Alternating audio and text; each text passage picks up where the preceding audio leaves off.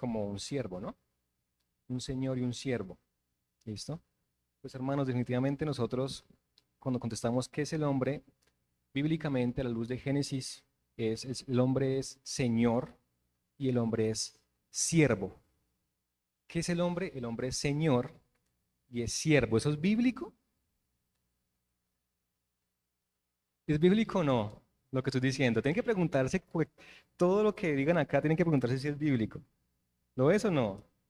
¿Sí? ¿Por qué? ¿Cómo sabemos? Está en la Biblia, ¿cierto? Excelente, muy bien. Vamos porfa todos a Génesis 1:28 rápidamente. Rápidamente, las manos más rápidas del oeste. Génesis 1:28. 1:28.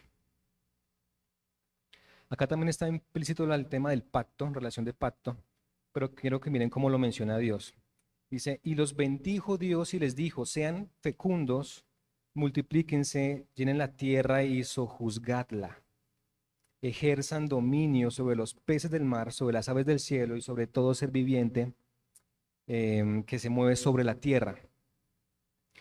El concepto que estamos viendo ahí es cuál. Ejerzan dominio, ¿no? Sojuzgan la tierra. ¿Qué es sojuzgar la tierra? Someterla, ¿no? Miren que el concepto aquí en el hebreo no tanto es someterla con violencia, sino realmente gobernarla y administrarla, ¿vale? Entonces, definitivamente el hombre es señor, pero también es siervo. Porque ya explicaba también, lo mencionó también Juanes al principio, y es que el hombre es el lugarteniente de Dios. No es el mundo del hombre, es el mundo de Dios, ¿no? Entonces, ahí también está el concepto porque está el mandato. Cuando hay un mandato implícito indica que hay un señor, ¿cierto? Que está dando el mandato y alguien que se somete al mandato. Precisamente por eso dice así en el versículo 28, y los bendijo Dios y les dijo, fructificad y multiplicados, llenen la tierra y sojuzgarla. Entonces, el hombre es señor, como está aquí en la gráfica, a la derecha, bueno, su izquierda, y a la derecha está el siervo, ¿vale?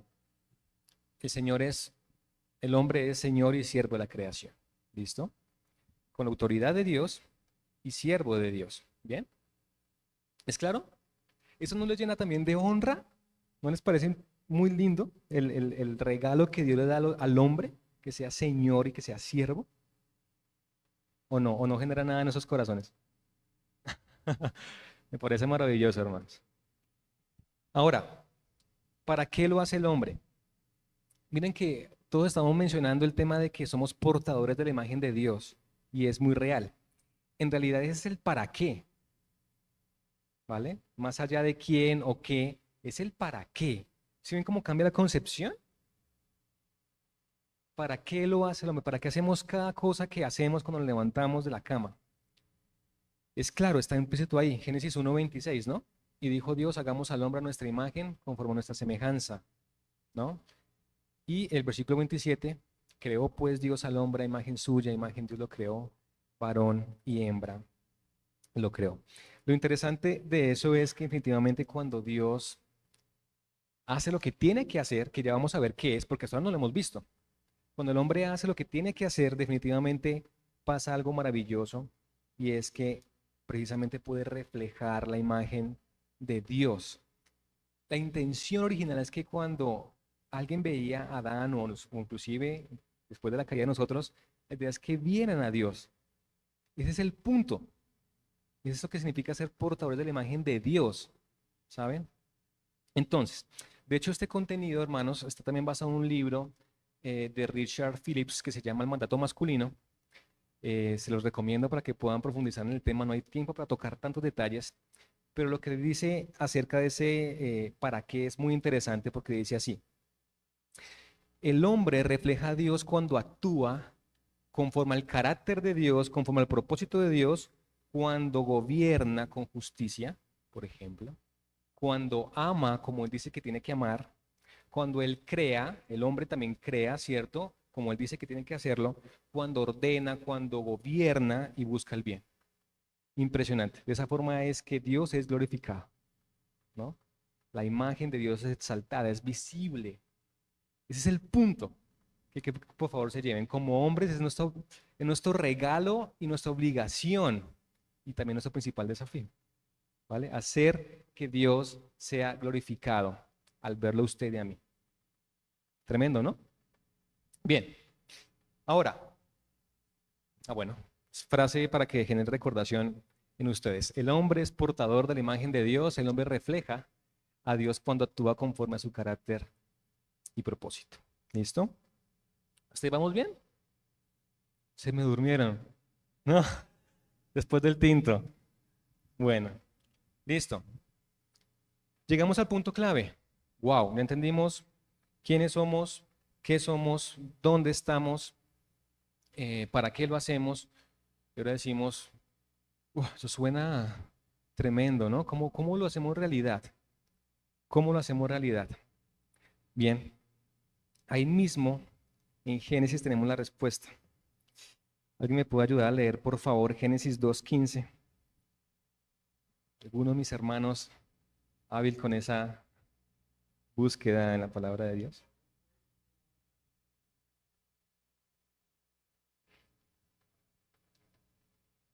Excelente. Ratificamos. Entonces el Señor Dios puso al hombre ¿en dónde? En el huerto del Edén, muy bien, para hacer dos cosas. ¿Qué cosas, mis hermanos? Ajá, labrar o cultivar, ¿y qué más? Y lo cuidara. Perfecto. Mis hermanos, la forma en que Dios es glorificado es si realmente hacemos esto que nos mandó.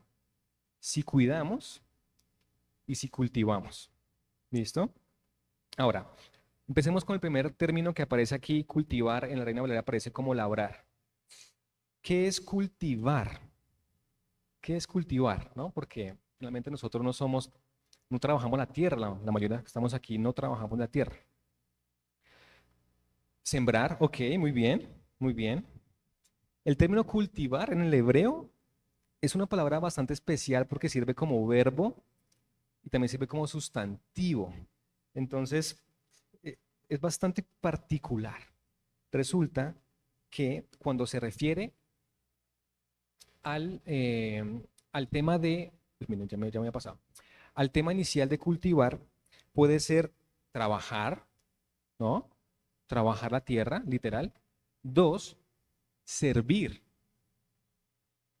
Y se usa indistintivamente, ¿vale? Se usa, es el mismo significado, se puede usar de estas maneras en la Biblia, la misma palabra que es sabat.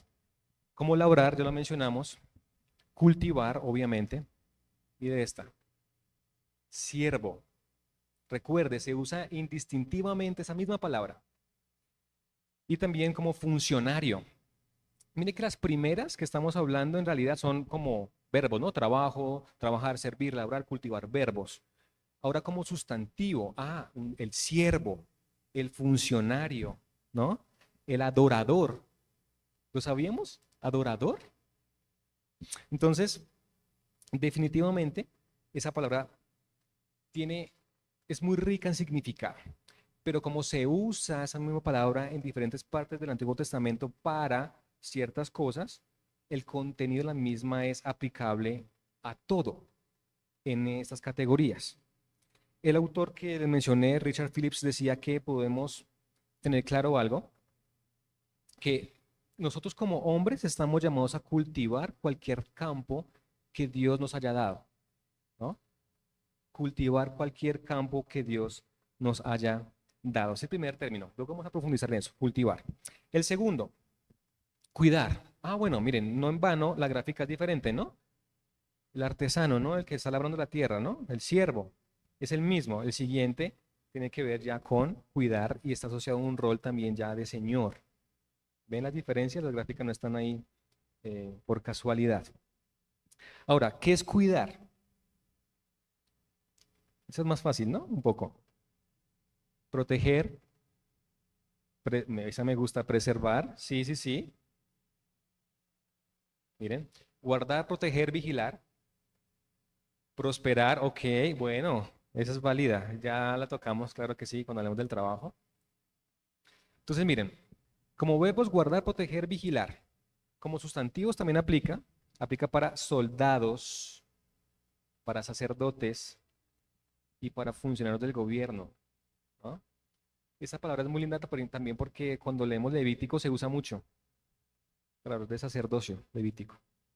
Entonces, cuidar en ese sentido, aunque el significado básico realmente es proteger, guardar, vigilar, ¿cierto?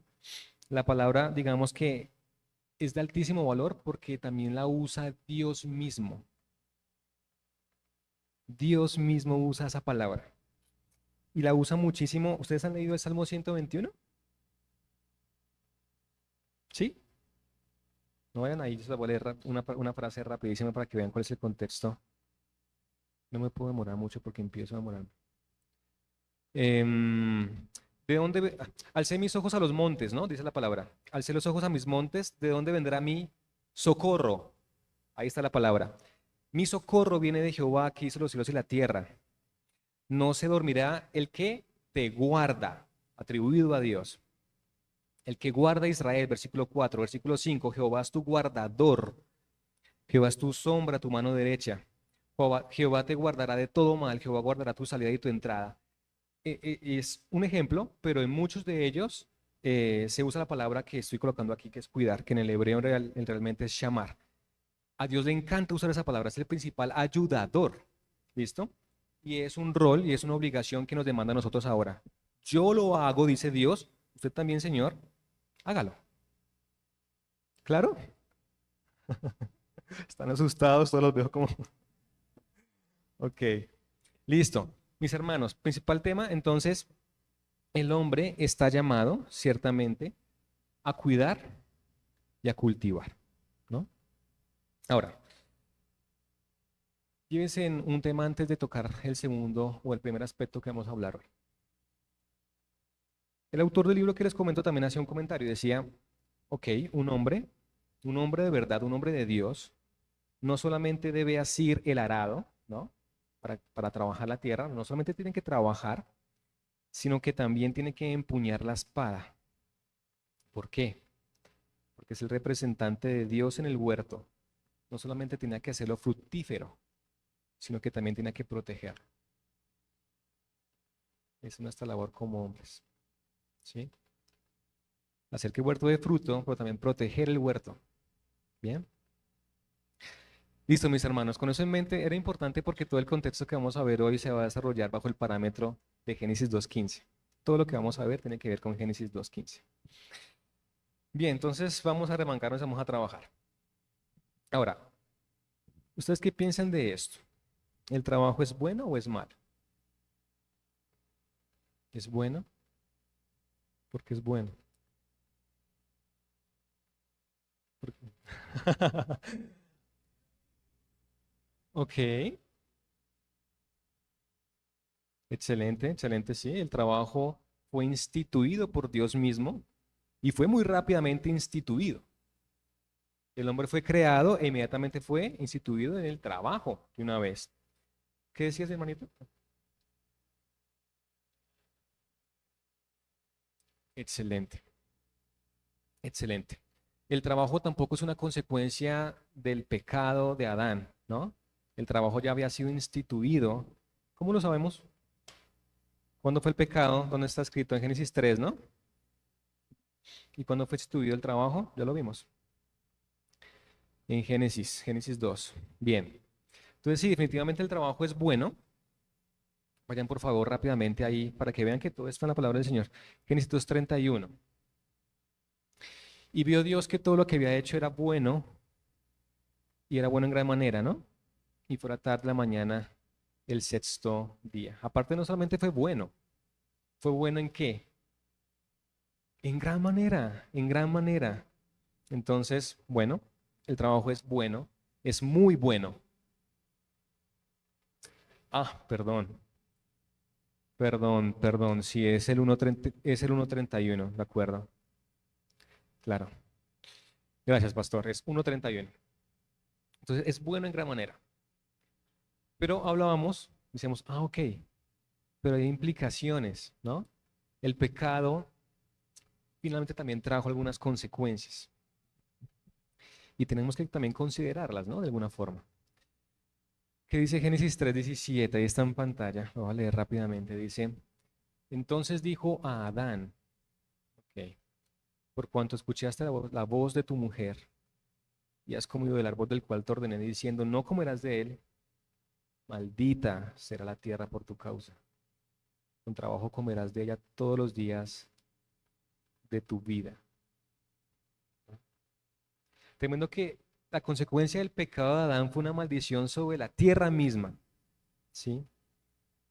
Definitivamente el trabajo es bueno, pero como consecuencia del pecado, el trabajo ya no es como estaba en el diseño original. De hecho, el trabajo ahora requiere más esfuerzo, más esfuerzo. Y hay un tema también que me parece curioso para compartirles mis hermanos, y es que en el original, la palabra que encontramos ahí como trabajo también se traduce como dolor. ¿Quién tiene aquí la Reina Valera? ¿Alguien lo tiene en la Reina Valera que lo pueda leer?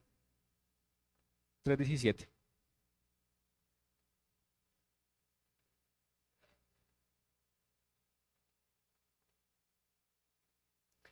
Con dolor. La versión que tengo aquí es la Biblia de las Américas. Por eso dice, con trabajo comerás de ella. Pero en la Reina Valera dice, con dolor, con dolor. Con dolor vas a comer de ella todos los días de tu vida. Y de hecho, ese mismo término también usa para referirse a la mujer cuando también da su juicio sobre la mujer. Dice, con dolor vas a dar a luz a los hijos. Entonces, la consecuencia de la caída definitivamente implica dolor, más trabajo, ¿no? Y es un tema que definitivamente tenemos también que considerar cuando hablamos del trabajo, porque sigue siendo bueno, pero ahora nos cuesta mucho más, ¿no? Con sudor comeremos de ella, eh, comeremos el pan. Entonces, ahora, el tema es que nuestro llamado como hombres es a trabajar, inclusive en un mundo caído.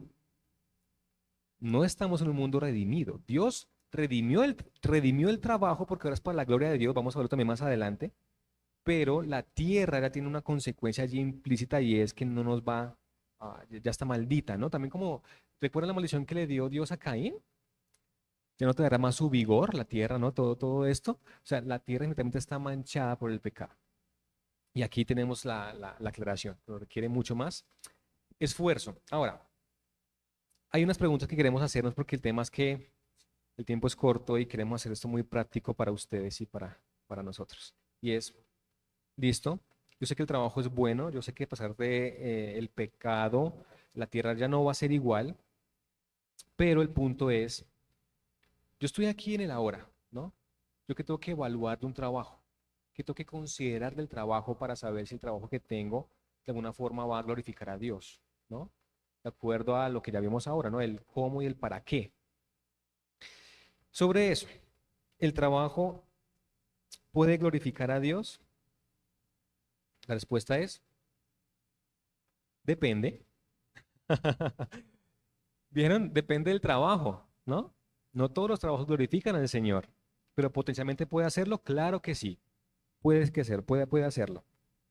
Por ejemplo, ¿qué mandato tenemos acerca del tema del trabajo? ¿Alguien me puede leer Colosenses 3:23?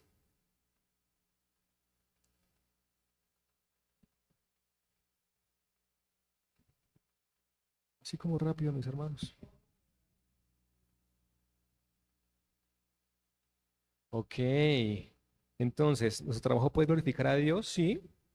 Sí, porque tenemos que entender que lo hacemos para el Señor, ¿no? Y no para los hombres. Dice que todo lo que hagamos, hacerlo de corazón. Entonces tenemos que preguntarnos, ¿honra a Dios mi trabajo, por ejemplo, a través de mi integridad, a través de la decencia? ¿Ok? Porque acá dice literalmente eso, hacerlo de corazón, para el Señor y no para los hombres. Primera pregunta que tenemos que hacernos es, bueno, con mi trabajo, definitivamente esto lo está honrando porque es un trabajo que me permite ser íntegro, que yo puedo ser un hombre decente, para que el Señor sea honrado. Ok, entonces es lo primero que tenemos que hacer, preguntarnos si el trabajo que tenemos hoy va a glorificar a Dios en ese sentido. Segunda situación, segundo tema a considerar acerca del trabajo. ¿El trabajo me permite servir a otros o no? ¿O es para mí? Porque de hecho estamos llamados a trabajar, es un mandato, ya lo vimos, Dios nos mandó a trabajar, nos puso en el huerto. Pero no podemos olvidar que el trabajo también tiene que ser en beneficio de otros. ¿Listo?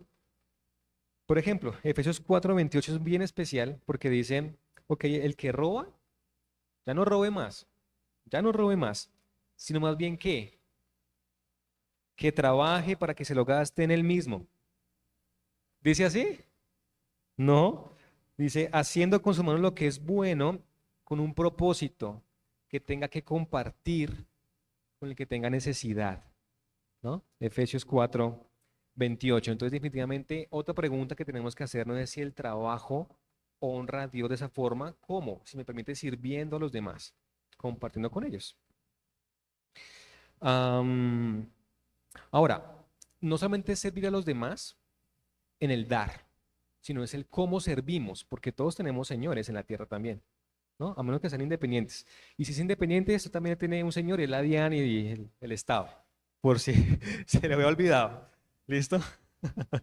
Entonces, otra pregunta es, ¿realmente yo estoy sirviendo de tal forma, de tal manera que Dios sea honrado, sea exaltado? Primera de Pedro 2:18 dice, ok, siervos, ustedes estén sujetos a sus amos, ¿cierto? Con todo respeto, no solo los que son buenos y afables, sino también los que son insoportables. Mm, bien, entonces somos señores, pero también somos siervos, inclusive en el trabajo, ¿verdad? Y tenemos que estar sujetos a los amos. Y es con todo respeto, ¿no? Porque no es sujetarse a la mala. Creo que todos hemos luchado con eso alguna vez, ¿no? Sujetarse realmente con todo respeto, especialmente si son insoportables los jefes. Y si usted es jefe, espero que no sea el insoportable, que también pasa, también pasa. Listo. Entonces, segundo punto, que sirva a los demás y que yo también sea visto como un siervo de otro. Ahora, ¿usted se ha preguntado si su trabajo es honroso? Y aparte de eso, se ha preguntado, ¿será que la labor que hace el pastor es más honroso que la labor que hago yo en mi trabajo o hace usted en su trabajo? ¿Usted qué opina? ¿Cuál de los dos es más honroso? ¿Cuál? ¿Quién se anima? Los dos. Ok, ok. Todos opinan igual. Es más honroso que la del pastor que está aquí predicando y predicando la palabra de Dios en verdad, ¿sí? Digan, sí, es igual de honroso, todos. Por supuesto, todos los trabajos son honrosos delante del Señor. ¿Por qué? Porque ya lo vimos, porque estamos cumpliendo el mandato masculino. Dios puso al hombre en el huerto para que lo cultivara, ¿cierto? Lo labrara y lo cuidara, ¿cierto? Entonces, si estamos trabajando, es honroso y obviamente pues tenemos que considerar lo que ya vimos arriba, pero la respuesta es sí, no existe un trabajo más excelente que otro. El trabajo secular no es diferente al trabajo eclesial. 1 Corintios 10:31 dice, si pues coméis o bebéis o hacéis cualquier otra cosa, hágalo todo para la gloria de Dios. Entonces, sí, bonito, claro que sí. Ah, muy bien, claro. Claro, si mi trabajo definitivamente no honra al Señor, no glorifica a Dios por la esencia misma del trabajo, por su naturaleza, definitivamente no va a tener honra ese trabajo. Muy bien, muy bien. Punto 4. Todo hombre que yo conozco y a mí nos ha faltado ese punto 4. ¿O no? O alguien dice, no, no, no, yo tengo una vida súper equilibrada. Yo de 8 a 4:55 ya salgo y me voy a aparecer en el trabajo. ¿No? No, al contrario. Aunque sí es un mandato de Dios, porque Dios nunca espera que nosotros pasemos extensos periodos de tiempo tan consumidos en el trabajo como para que podamos desatender las obligaciones que Él nos dio. Como por ejemplo, descuidar los hombres casados, sus esposas, sus hijos, la familia, las actividades en la iglesia, ¿cierto? Él no quiere de ninguna forma que pase muchas veces eso. Aunque es cierto que eventualmente tenemos obligaciones y que nos van a demandar muchísimo esfuerzo. ¿Por qué? ¿Por qué? Porque el trabajo no es de 8 a 5. Ya lo vimos, ¿no? Consecuencias del pecado también, ¿no? Pero aún así Dios nos ha capacitado para hacer todo lo que tengamos que hacer. Creo que está en segunda de Pedro. De hecho, cuando preguntaban por ahí mis hermanos, me acordaba de este pasaje. Porque a veces nos ponemos como pesimistas, ¿no? Decimos, pero ¿cómo hacemos todo eso? Pero si estamos capacitados. Mira lo que dice Pedro en segunda de Pedro 1:3. Como todas las cosas que pertenecen a la vida y a la piedad nos han sido dadas por su divino poder mediante el conocimiento de aquel que nos llamó por su gloria y excelencia. Todo lo que necesitamos hacer para cumplir el mandato masculino ya nos fue dado en Dios. No hay excusa, hermano, estamos capacitados por Dios y solamente somos capacitados en Él para hacer eso. Entonces, mis hermanos, ahora, creo que nosotros como hombres combatimos con muchas cosas. Entre esas, es que creemos que nosotros somos los que eventualmente llevamos el pan a la casa, ¿no? Todos aquí, digamos, tenemos ese sentido de responsabilidad, ¿o no? Y creemos que somos los que llevamos el pan a la casa eventualmente. El punto es que nosotros tenemos cero control sobre el trabajo. Seguro, no tenemos nada, o sea, no podemos aportar nada ni por nuestro esfuerzo, ni porque madruguemos, ni porque nos esforcemos al 200%. Creo que es un proverbio, pastor, me corriges, que dice que inclusive Dios le da al quien ama cuando él duerme, inclusive. No recuerdo dónde está, pero Dios le da inclusive al hombre de quien se agrada inclusive cuando él está durmiendo. El punto es que tenemos que entender lo que Jesús decía en Mateo 6:31. ¿Recuerdan cuando decía, no se preocupen porque van a comer o qué van a vestir o qué van a beber? Porque qué, los gentiles buscan ansiosamente todas esas cosas, ¿no? Decía, exacto, pero busquen primero el reino de Dios y su justicia y todo lo demás va a ser añadido. No se preocupen por el día de mañana, porque el día de mañana se cuidará de sí mismo. A veces no tenemos una vida equilibrada porque es falta de fe. Creemos que si estamos trabajando altísimas horas, trasnochando, aunque eso no quiere decir que no tenemos que ser diligentes, ¿no? Ojo. Pero a veces creemos que si hacemos todo eso, las cosas van a estar mejor. En realidad, Dios tiene el control. Y Él es el que nos permite realmente garantizar que tengamos un trabajo que lo honre, que le glorifique. Punto 5. Llamado y gozo, ¿no? Romanos 1:1 es bastante también particular porque en realidad Pablo tenía claro que había sido llamado al apostolado, ¿no? Dice, Pablo, siervo de Cristo Jesús, llamado a ser apóstol, apartado para el Evangelio de Dios. Tenemos que también ser sabios en entender si tenemos un llamado a cierto trabajo. Eso no solamente aplica para el tema de la iglesia o como si fuese un tema espiritual. Tenemos que entender si nos sentimos apropiados de alguna forma para cierto trabajo y si tenemos gozo cuando lo hacemos. ¿Ustedes también batallan con el gozo en su trabajo? ¿Sí o no? Todos, ¿no? Somos felices todos. A mí me cuesta a veces el trabajo, ¿saben? Mi trabajo yo lo disfruto también muchas veces, pero otras veces no tanto. Entonces, el gozo es importante para Dios, que lo hagamos con gozo, ¿saben? Entonces, definitivamente tenemos que tener en cuenta que Dios realmente es honrado cuando lo hacemos con gozo, sin murmuraciones, ¿no? Como dice su palabra. Y tenemos que reconocer nosotros mismos si sentimos también algo gratificante cuando lo hacemos bien. No sé si está intrínseco en nuestro corazón que cuando hacemos un trabajo bien hecho, ¿cómo nos sentimos? Contentos y felices, ¿no? O sea, decimos, "Ah, bueno, es un buen trabajo. Nos costó, pero es un buen trabajo, gloria a Dios." Y eso Dios también, obviamente, nos lo coloca en el corazón porque es nuestro llamado. Ahora, ¿qué pasa con el trabajo? ¿El trabajo realmente fue redimido o no? ¿Qué fue lo que pasó en el huerto, no? Llega la maldición contra Adán, ¿cierto? Le dice, maldita será la tierra por tu causa. ¿cierto? Con dolor comerás de ella todos los días de tu vida, ¿cierto? Del polvo eres, del polvo volverás, ¿no? Y Dios lo sacó así nomás, lo sacó así del huerto nomás, como los había dejado. O Dios hizo algo antes de sacarlos del huerto.